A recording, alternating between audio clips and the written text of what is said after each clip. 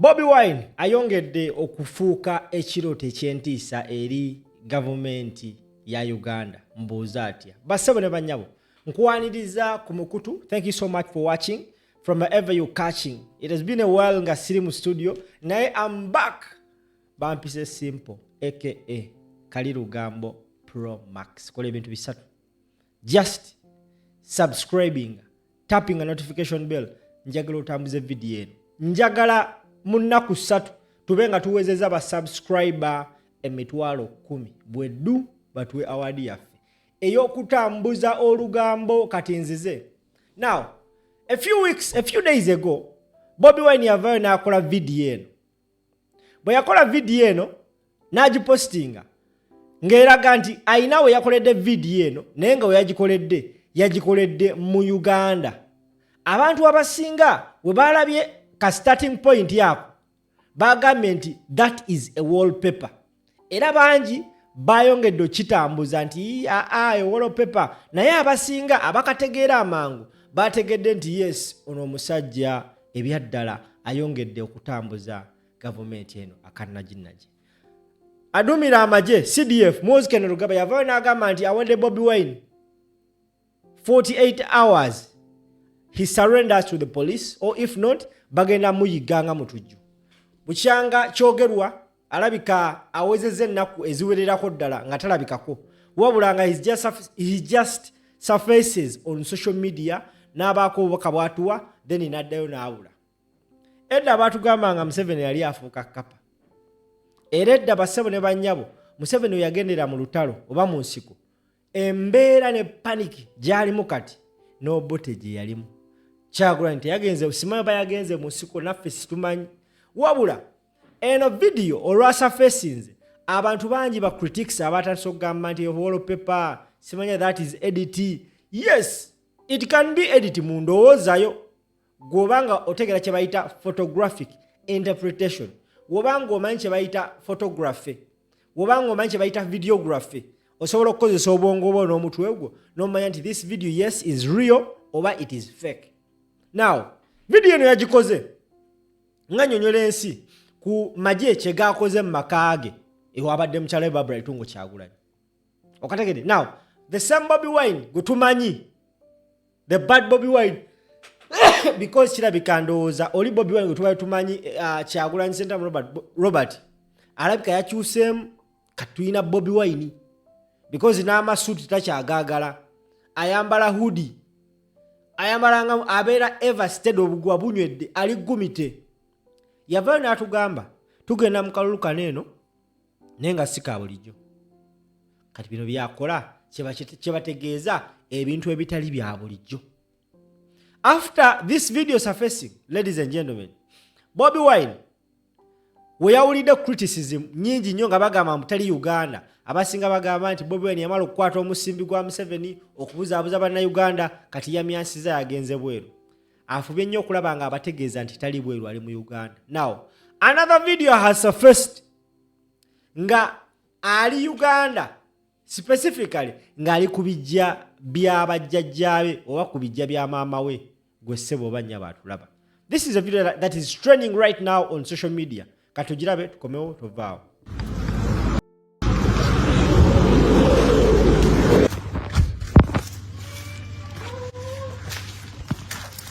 Today is the 20th of January 2025 and I'm in our home in Gomba. Just came to say hello to my living mother, my sister, and to say hello to Mama in heaven and Papa and all my family members, and to also get some love from home. Yeah, another day of hiding, another day of injustice. As you all know, the police has always come out to give a statement on anything, but since the raid on my house, the first, the second, and the third one where my wife was assaulted, the police has not said anything. As I've always said, that in a country under family rule, the ruling family is always above the law and everybody else a worker, an employee. The police cannot say a thing. The Human Rights Commission, you saw them going to my house to pay my wife a visit apparently, and then after the raid and the assault on my wife and all, the criminality that was done at my house, nothing has happened. Well, that's where we are.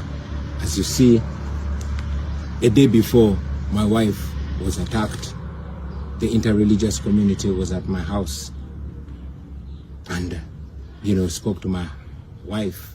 I'm yet to hear their statement on what happened. But all in all, the task is on us Ugandans to free ourselves. I'm doing what I can do. I'm visiting various leaders across the country.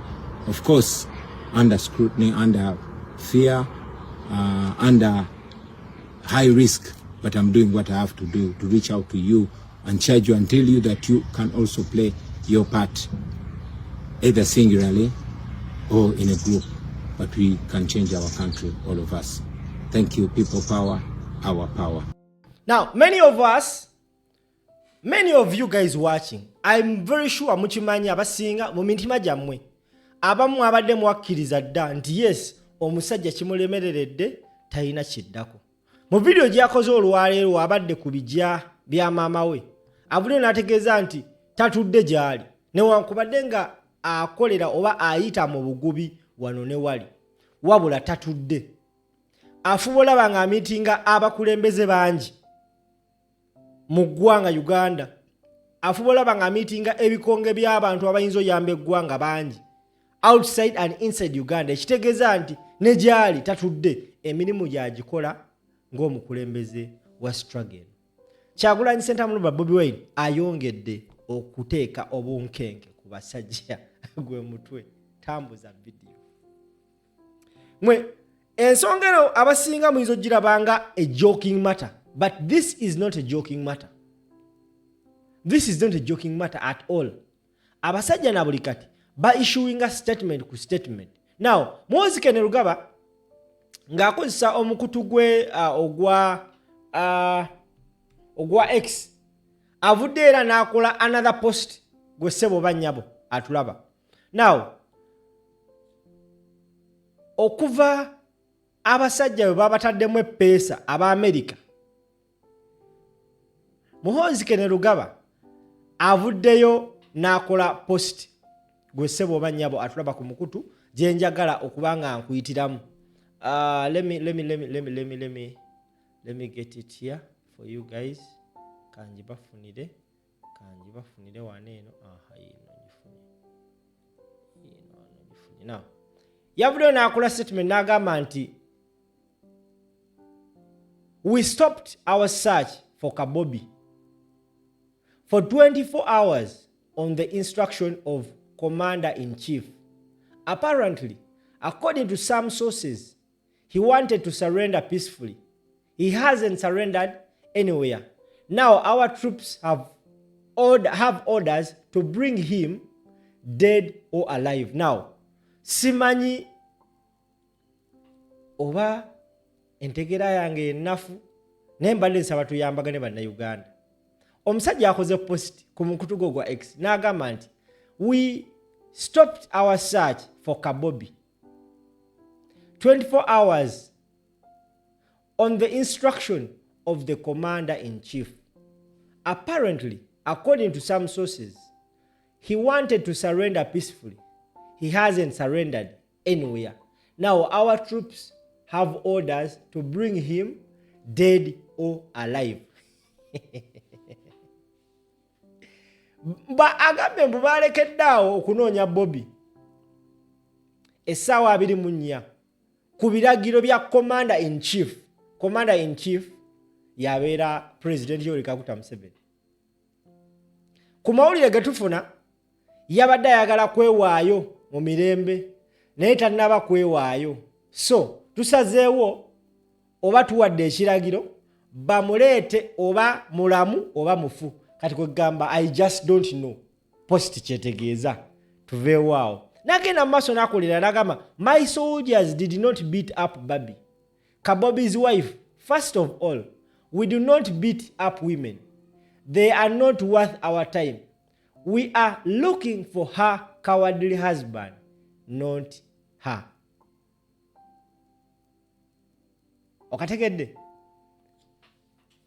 Kale, awo ngenda kujjawo gwe ssebo oba nnyabo. Naw olwakoze posti eyo Robert Kyagulanyi Ssentamu Bobi Wine avuddeyo posti eyo naye n'agiteekako ekibaluwa namutayiika. Posti ya Muhoozi yennyini amuzzeemu reply. Yasazawo n'agamba nti ono omusajja ngenda muwa obudde because alabika bw'ayagala.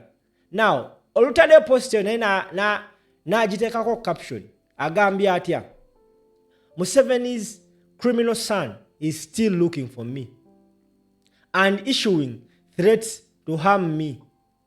Thankfully, our people are still keeping me safe. Thankfully, our people are still keeping me safe.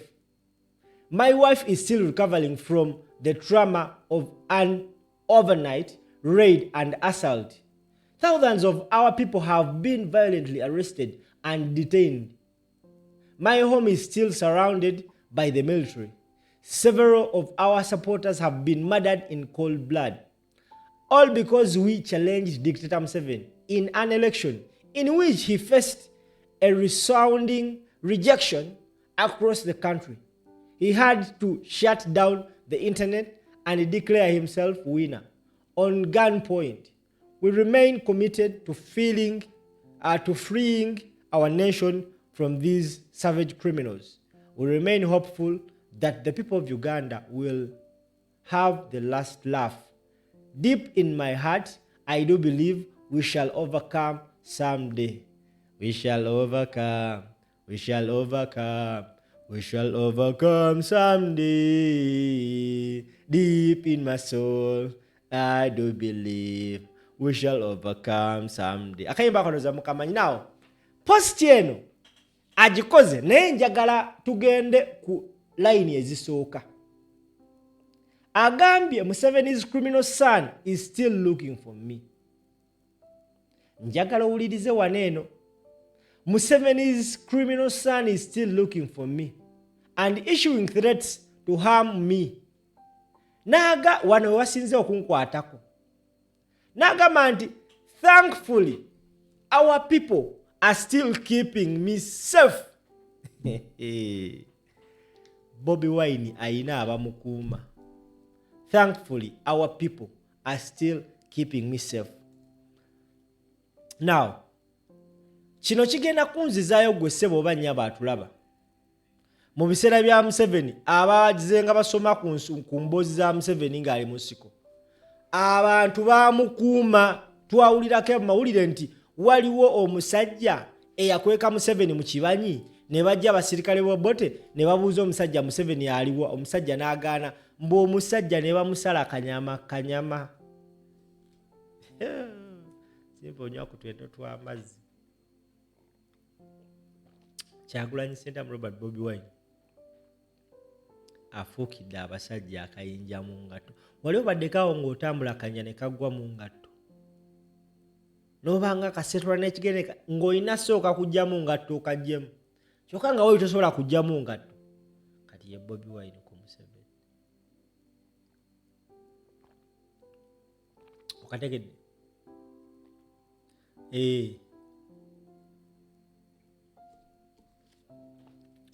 Kale, akategedde tambuza video bampita simple. Don't forget to subscribe. Bambi twagala tuweze ba subscriber emitwalo 10 mu nnaku 3.